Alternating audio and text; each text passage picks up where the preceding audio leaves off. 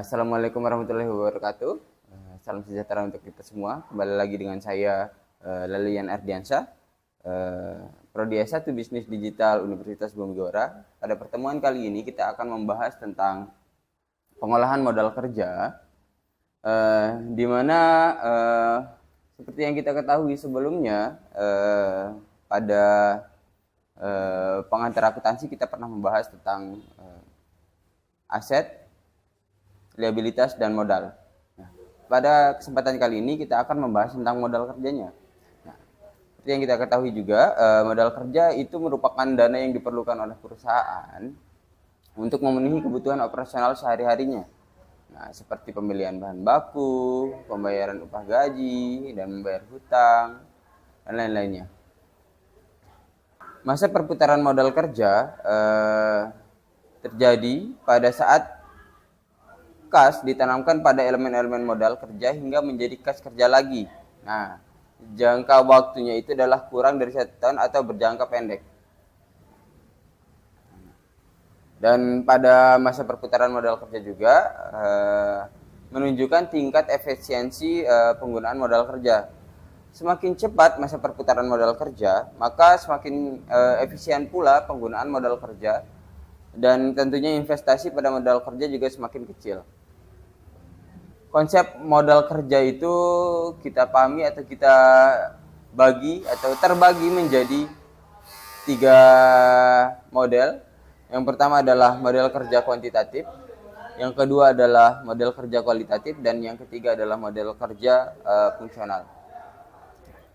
Untuk modal kerja kuantitatif sendiri, itu menitik beratkan pada segi kuantitas dana yang tertanam dalam aktiva yang masa perputarannya kurang dari 1 tahun. Nah, jadi modal kerja menurut model kuantitatif ini itu tertanam pada aktiva. Aktiva dapat berupa aktiva lancar atau aktiva tetap. Yang kita ketahui aktiva lancar itu berupa kas dan piutang dan sejenisnya. Sedangkan untuk aktiva tetap itu berupa kendaraan, bangunan, tanah, dan sejenisnya. Nah, di mana memang model kerja kuantitatif ini mencakup keseluruhan elemen daripada aktiva lancar. Nah, oleh karena itu, semua elemen aktiva lancar diperhitungkan sebagai modal kerja tanpa memperhatikan kewajiban jangka pendeknya. Maka modal kerja ini juga sering disebut modal kerja bruto atau gross working capital. Jika pada modal kerja kuantitatif itu tidak memperhatikan kewajiban-kewajiban, tapi pada modal kerja kualitatif ini lebih diperhatikan itu kewajiban jangka pendeknya.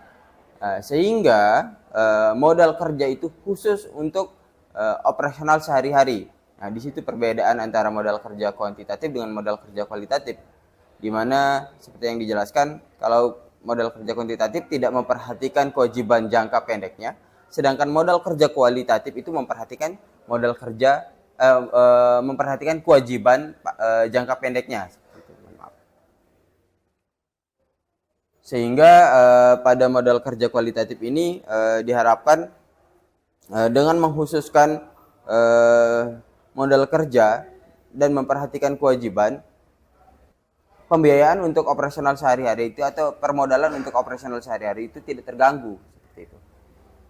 Karena menurut konsep ini hutang lancar telah dikeluarkan dari perhitungan, sehingga modal kerja merupakan selisih antara aktiva lancar dengan hutang lancarnya, atau selisih antara aset lancarnya dengan liabilitasnya. Itu. Modal kerja yang ketiga yaitu modal kerja fungsional. Pada konsep ini lebih menitik beratkan pada fungsi dana dalam menghasilkan penghasilan langsung atau current income. Jadi untuk modal kerja fungsional ini tidak memperhatikan yang tentang kewajiban, dia lebih memperhatikan atau menitik beratkan pada bagaimana modal kerja yang telah dikeluarkan ini dapat menghasilkan pendapatan yang sebesar-besarnya. Nah, pengertian modal kerja menurut konsep ini atau menurut konsep modal kerja fungsional adalah dana yang digunakan oleh perusahaan untuk menghasilkan current income sesuai dengan tujuan didirikannya perusahaan pada satu periode tertentu. Nah, tentu saja tujuan dari didirikannya perusahaan itu adalah mencari laba. Nah, oleh karena itu, menurut modal kerja ini tidak memperhatikan kewajiban-kewajiban seperti yang dua tadi itu atau sama dengan model kerja kuantitatif. Nah, tapi untuk model kerja kuantitatif itu lebih menitik beratkan pada operasional perusahaan, modal kerjanya. Nah, tetapi pada model kerja fungsional ini menitik beratkan pada bagaimana pendapatan itu bertambah. Karena sesuai dengan tujuan perusahaan, di mana tujuan perusahaan itu adalah untuk mendapatkan laba. Nah, pada modal kerja fungsional ada 3 syarat untuk menjadi modal kerja. Yang pertama itu adalah current income sesuai dengan tujuan perusahaan, 1 periode akuntansi. Nah, seperti yang dijelaskan sebelumnya bahwa current income itu merupakan penghasilan langsung yang didapat dari modal kerja yang dibebankan langsung kepada penjualan seperti itu sehingga menghasilkan current income. Nah, dan syarat yang kedua yaitu sesuai dengan tujuan perusahaan seperti yang dijelaskan sebelumnya. Tujuan perusahaan itu adalah mencari laba dan dikerjakan di dalam 1 periode akuntansi. 1 periode akuntansi itu adalah 1 tahun berjalan. Nah, sehingga yang masuk sebagai modal kerja adalah kas, piutang dagang sebesar harga pokoknya, persediaan dan aktiva tetap sebesar penyusutan periode tersebut. Nah, sedangkan efek atau surat berharga dan margin laba dari piutang merupakan modal kerja potensial yang akan menjadi modal kerja bila piutang sudah dibayar dan efek sudah dijual. Nah, seperti yang contoh daripada current income di sini yaitu adalah kas piutang dagang dan persediaan dan aktiva tetap yang disesuaikan dengan masa penyusutannya. Nah, sedangkan efek atau surat berharga dan margin laba dari piutang baru bisa diakui setelah surat berharga itu terjual atau piutang itu sudah dibayarkan, seperti itu. Baik, selanjutnya yaitu adalah jenis daripada modal kerja. Jenis modal kerja dibagi menjadi 2. Yang pertama yaitu adalah modal kerja permanen. Yang kedua adalah modal kerja variabel. Nah, jenis modal kerja permanen ini merupakan modal kerja yang harus tetap ada di dalam satu perusahaan untuk kegiatan operasional perusahaan. Nah, jadi modal kerja permanen ini dibagi menjadi 2, yaitu modal kerja premier dan modal kerja normal. Modal kerja primer sendiri merupakan modal kerja minimal yang harus ada dalam perusahaan untuk menjamin agar perusahaan tetap beroperasi. Jadi modal kerja primer ini merupakan modal dasar untuk kegiatan daripada perusahaan itu agar tetap beroperasi, seperti itu. Jadi modal awal itu adalah modal kerja primer. Dan yang kedua itu adalah modal kerja normal yang merupakan modal kerja yang harus ada agar perusahaan bisa beroperasi dengan tingkat produksi normal. Produksi normal merupakan kemampuan perusahaan untuk menghasilkan barang sebesar kapasitas normal perusahaan. Jadi perbedaan antara modal kerja dengan modal kerja primer dengan modal kerja normal di sini yaitu kalau misalkan modal kerja primer itu memang dikhususkan untuk keberlangsungan perusahaan. Nah, tetapi untuk modal kerja normal itu dikhususkan untuk produksi dari barang yang dihasilkan atau produk yang dihasilkan daripada perusahaan tersebut. Selanjutnya yaitu modal kerja variabel itu merupakan modal kerja yang jumlahnya berubah-ubah. Nah, Karena banyak faktor yang mempengaruhi modal kerja itu berubah-ubah, sehingga modal kerja variabel ini terbagi menjadi tiga, yaitu modal kerja musiman, modal kerja siklus, dan modal kerja darurat. Karena modal kerja variabel ini disesuaikan dengan faktor-faktor di luar modal kerja juga, seperti itu. Karena modal kerja variabel ini disesuaikan dengan faktor-faktor di luar perusahaan juga, seperti itu, di luar aktivitas perusahaan. Yang pertama dari modal kerja variabel itu adalah modal kerja musiman. Modal kerja musiman di sini maksudnya adalah sejumlah dana yang dibutuhkan untuk mengantisipasi apabila ada fluktuasi kegiatan perusahaan. Nah, contohnya perusahaan biskuit harus menyediakan modal kerja lebih besar pada saat musim hari raya. Karena permintaan akan biskuit di hari raya itu kan sangat tinggi begitu. Nah, oleh karena itu pada musim hari raya, perusahaan biskuit itu harus meningkatkan modal kerjanya untuk memproduksi karena permintaannya akan biskuit itu sangat tinggi, seperti itu. Setelah modal kerja musiman dari modal kerja variabel, selanjutnya yaitu modal kerja siklis. Nah, modal kerja siklis ini merupakan modal kerja yang jumlah kebutuhannya dipengaruhi oleh fluktuasi konjungtur. Nah, contoh dari fluktuasi konjungtur ini adalah perubahan ekonomi yang tidak stabil, seperti itu, sehingga mempengaruhi pemberian modal kerja atau kebutuhan modal kerja untuk perusahaan, seperti itu. Nah, selanjutnya yaitu modal kerja darurat. Nah, pada modal kerja ini jumlah kebutuhannya itu dipengaruhi oleh keadaan-keadaan yang terjadi di luar kemampuan perusahaan. Banyak sekali contohnya, misalkan itu tidak bisa di handle oleh perusahaan seperti bencana alam, misalkan seperti itu, karena di luar kuasanya perusahaan. Selanjutnya yaitu adalah kebijaksanaan modal kerja. Kebijaksanaan modal kerja ini merupakan strategi yang diterapkan oleh perusahaan dalam rangka memenuhi kebutuhan modal kerjanya dengan berbagai alternatif sumber dana. Nah, tentu saja di dalam modal kerja perusahaan itu membutuhkan banyak sekali modal kerja, dan biasanya untuk menambah modal kerjanya perusahaan melakukan berbagai macam cara atau alternatif sumber dana, seperti melakukan listing di bursa atau mengundang investor dari luar untuk menanamkan modalnya pada perusahaan tersebut. Pada kebijaksanaan modal kerja juga, apa yang harus diambil perusahaan tergantung dari seberapa besar manajer berani mengambil risiko. Nah, kebijaksanaan modal kerja yang bisa diambil oleh perusahaan itu ada 3. Yang pertama kebijaksanaan konservatif, nah yang kedua kebijaksanaan moderat, dan yang ketiga itu adalah kebijaksanaan agresif. Nah, untuk kebijaksanaan konservatif yaitu adalah rencana pemenuhan kebutuhan dana konservatif yang merupakan pemenuhan dana modal kerja yang lebih banyak menggunakan sumber dana jangka panjang dibandingkan sumber dana jangka pendek.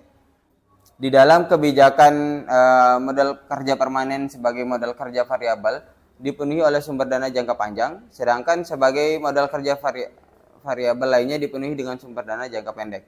Nah, pada kebijaksanaan konservatif ini sumber dananya lebih ditekankan pada sumber dana jangka panjang. Nah, kebijaksanaan ini disebut konservatif atau kehati-hatian. Nah, karena sumber dana jangka panjang mempunyai jatuh tempo yang lama, sehingga perusahaan memiliki keleluasan dalam pelunasan kembali, artinya perusahaan mempunyai tingkat keamanan atau margin of safety yang besar. Nah, oleh karena itu kenapa jangka panjang yang dipilih? Karena seperti yang dijelaskan, perusahaan memiliki kesempatan di dalam membayarkan kewajibannya, seperti itu. Nah, kalau misalkan jangka pendek yang digunakan, jangka pendek yang digunakan di dalam kebijaksanaan konservatif ini, maka perusahaan nanti takutnya akan mengalami kesulitan di dalam memenuhi kewajibannya. Nah, jadi sudah bukan menjadi kebijaksanaan konservatif lagi, itu akan lebih menjadi kebijaksanaan agresif, seperti itu. Untuk kebijaksanaan agresif kita akan menjelaskan di slide selanjutnya. Ini merupakan gambaran dari bagaimana kebijaksanaan konservatif yang digambarkan berdasarkan daripada kurva. Selanjutnya yaitu adalah kebijaksanaan moderat. Pada kebijakan ini atau strategi pendanaan ini, perusahaan membiayai setiap aktiva dengan dana yang jangka waktunya kurang lebih sama dengan jangka waktu perputaran aktiva tersebut. Nah, artinya aktiva yang bersifat permanen atau aktiva tetap dan modal kerja permanen akan didanai dengan sumber dana jangka panjang. Dan aktiva yang bersifat variabel atau modal kerja variabel akan didanai dengan sumber dana jangka pendek. Nah, maksudnya di sini disesuaikan dengan bentuk daripada untuk apa modal itu dikeluarkan. Nah, seperti misalkan untuk aktiva tetap, contohnya mesin atau kendaraan seperti itu. Nah, secara fungsional kendaraan itu bertahan cukup lama, sehingga digunakanlah pendanaan untuk jangka panjang, karena tidak mungkin mesin itu atau kendaraan itu digunakan hanya satu periode akuntansi saja, tentu saja lebih daripada itu. Nah, kalau misalkan pada pendanaan yang bersifatnya variabel, tentu saja digunakan pendananya sumbernya dari dana jangka pendek. Karena apa? Karena sifatnya daripada modal kerja variabel itu kan butuh dana cepat seperti itu, sehingga pendanaannya itu harus menggunakan dana jangka pendek atau yang kurang daripada 1 tahun. Karena tentu pada pendanaan variabel juga kita tidak tahu pasti kondisi yang akan terjadi pada saat operasional itu berjalan seperti itu, sehingga pendanaan yang digunakan adalah sumber dana jangka pendek. Nah, kebijakan ini didasarkan atas prinsip matching principle yang menyatakan bahwa jangka waktu sumber dana sebaiknya disesuaikan dengan lamanya dana tersebut diperlukan. Selanjutnya pada kebijaksanaan moderat, yaitu bila dana yang diperlukan hanya untuk jangka pendek, maka sebaiknya didanai dengan sumber dana jangka pendek. Demikian pula kalau misalkan dana tersebut diperlukan untuk jangka panjang, maka sebaiknya didanai dengan sumber dana jangka panjang, sehingga risiko yang dihadapi hanya berupa terjadinya penyimpangan aliran kas, seperti itu. Oleh karena itu, kesulitan yang biasanya dihadapi pada saat memperkirakan jangka waktu schedule arus kas bersih dan pembayaran hutangnya saja. Nah, biasanya pada kebijaksanaan ini memang kesulitan yang sering dihadapi itu adalah memperkirakan jangka waktu schedule dari arus kas bersih dan pembayaran hutang yang selalu terdapat unsur ketidakpastian, dan pada kebijakan ini akan muncul trade off antara profitabilitas dan risiko, seperti itu. Pada kebijaksanaan moderat ini, semakin besar margin of safety-nya yang ditentukan untuk menutup penyimpangan arus kas bersih, semakin aman bagi perusahaan, tetapi harus menyediakan dana yang jangka waktunya melebihi kebutuhan dana yang akan digunakan. Nah, akibatnya kebutuhan dana yang akan digunakan itu terjadi dana menganggur di situ, dan hal ini menurunkan profitabilitas. Jadi tidak boleh ada dana yang menganggur sebenarnya di dalam satu pendanaan itu. Nah, karena akan mengakibatkan menurunnya profitabilitas. Itu. Dengan kata lain, bila risiko rendah akan mengakibatkan profitabilitas juga rendah. Nah, bila digambarkan akan nampak seperti kurva yang ini. Nah, selanjutnya yaitu adalah kebijakan agresif. Nah, bila pada kebijakan konservatif perusahaan lebih mementingkan faktor keamanan sehingga margin of safety-nya itu sangat besar, tetapi tentunya akan mengakibatkan tingkat profitabilitasnya menjadi rendah. Sebaliknya, pada kebijakan agresif ini, sebagian kebutuhan dana jangka panjang akan dipenuhi dengan sumber dana jangka pendek. Nah, pada pendekatan ini, perusahaan berani mengambil resiko atau menanggung resiko yang cukup besar, sedangkan trade-off yang diharapkan adalah memperoleh profitabilitas yang lebih besar. Kebijakan agresif ini merupakan kebalikan daripada kebijakan konservatif. Kalau misalkan tadi di kebijakan konservatif dan kebijaksanaan moderat menggunakan porsinya masing-masing, misalkan kalau misalkan asetnya untuk kebutuhan jangka panjang digunakan dana jangka panjang. Kalau misalkan kebutuhannya untuk skala jangka pendek, maka pendanaannya juga digunakan jangka pendek. Tetapi kebijaksanaan agresif ini berbeda. Ini kebalikannya. Dia bisa saja menggunakan pendanaan jangka pendek untuk kebutuhan jangka panjang, karena perusahaan mencoba mengambil resiko yang lebih besar untuk mengharapkan profitabilitas yang lebih besar, seperti itu. Nah, berikut ini merupakan gambaran daripada kebijaksanaan agresif, seperti itu, di mana garisnya akan menanjak karena resikonya lebih besar di sini, seperti itu. Selanjutnya yaitu penentuan kebutuhan modal kerja. Nah, pada penentuan kebutuhan modal kerja ini, masalah yang cukup penting dalam pengelolaan modal kerja yaitu adalah seberapa besar kebutuhan modal kerja itu untuk perusahaan. Nah, untuk menentukan besarnya modal kerja bisa dengan menggunakan dua metode, yaitu adalah metode keterikatan dana dan metode perputaran modal kerja. Nah, pada metode keterikatan modal kerja dapat digambarkan seperti ini: kas, barang, piutang, dan kas. Nah, kita mengeluarkan kas untuk menghasilkan suatu barang. Nah, ketika pembayarannya itu dilakukan biasanya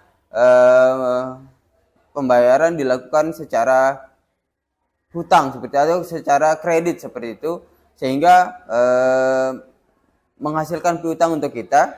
Nah, pada saat pelunasannya nanti akan menjadi kas kembali, seperti itu. Atau misalkan pada contoh yang kedua, kita mengeluarkan kas untuk membeli bahan baku sehingga kita memprosesnya lagi menjadi barang jadi. Kemudian pada saat kita melakukan penjualan itu akan menjadi, kalau misalkan penjualannya secara kredit, itu akan menghasilkan piutang dagang. Nah, nanti pada saat pelunasannya itu baru dia menjadi kas. Itu seperti bisa dilihat di slide model perputaran dari metode keterikatan dana. Yang selanjutnya yaitu adalah metode perputaran modal kerja. Nah, dengan metode ini besarnya modal kerja ditentukan dengan cara menghitung perputaran elemen-elemen pembentuk modal kerja seperti perputaran kas, perputaran piutang, dan perputaran persediaan. Nah, jadi pada metode perputaran modal kerja ini kita sangat memperhatikan sekali arus kas daripada perusahaan kita, seperti itu. Seperti perputaran kasnya bagaimana, perputaran piutangnya apakah lancar atau tidak, perputaran persediaannya bagaimana, apakah lancar atau tidak, seperti itu. Baik, kurang lebih seperti itu pembahasan kali ini tentang pengolahan modal kerja. Kalau misalkan masih ada diskusi lebih lanjut, bisa menghubungi saya via email di yayan@universitasbumibara.ac.id, dan bisa juga melalui media sosial saya di @laluyayan untuk Instagram saya. Kurang lebihnya mohon maaf. Sampai jumpa di lain waktu. Terima kasih dan wassalamualaikum warahmatullahi wabarakatuh.